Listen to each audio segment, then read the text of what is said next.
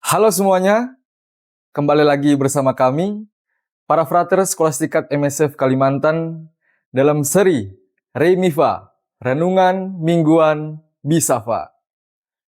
Bapak Ibu, Saudara-saudari yang dikasihi Tuhan, hari ini kita merayakan kemerdekaan Republik Indonesia yang ke-80.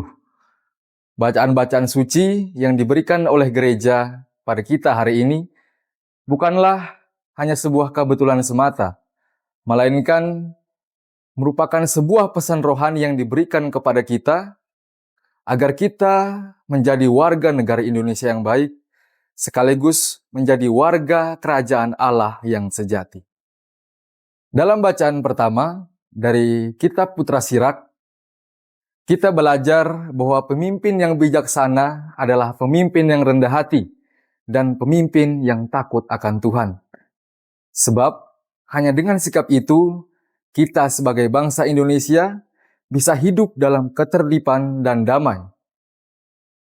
Negara Indonesia kini membutuhkan sikap pemimpin yang seperti itu, agar kemerdekaan yang kita rayakan tidak ternodai oleh kesombongan dan ketidakadilan. Bacaan kedua diambil dari surat pertama Rasul Petrus, mengingatkan kita untuk menghormati otoritas yang ada sebagai wujud ketaatan kita kepada Allah. Ketaatan ini bukan hanya sekedar formalitas semata, tetapi kesaksian nyata kita sebagai orang beriman berdampak pada cara hidup kita bermasyarakat dengan menaati aturan yang ada tanpa kehilangan identitas kita sebagai anak-anak Allah.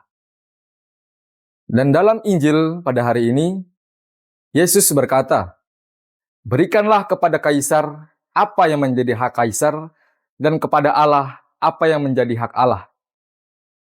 Ia mengajarkan kita sebuah prinsip penting sebagai warga negara Indonesia yang baik, yang terkandung dalam dua ranah. Yang pertama, ranah surgawi, dan yang kedua, ranah duniawi. Kita dipanggil untuk menjadi warga negara yang setia dan taat, namun juga warga kerajaan Allah yang hidup sepenuh hati bagi Tuhan. Kedua ranah itu harus berjalan seimbang, saling menghormati dan tanpa ada pertentangan.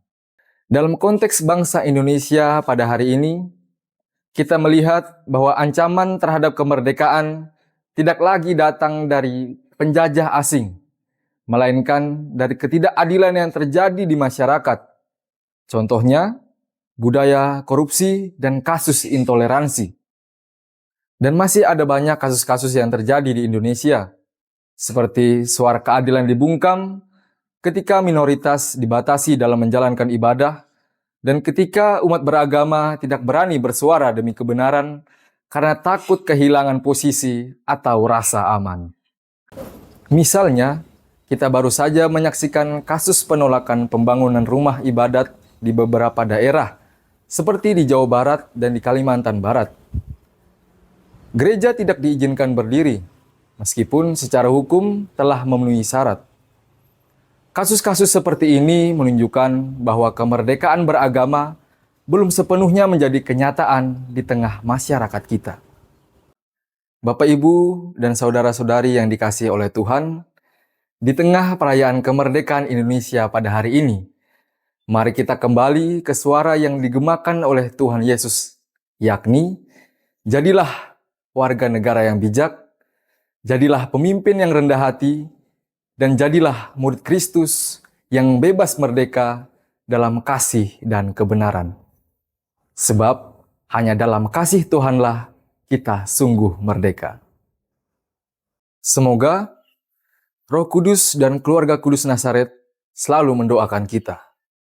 Tuhan memberkati kita semua. Amin.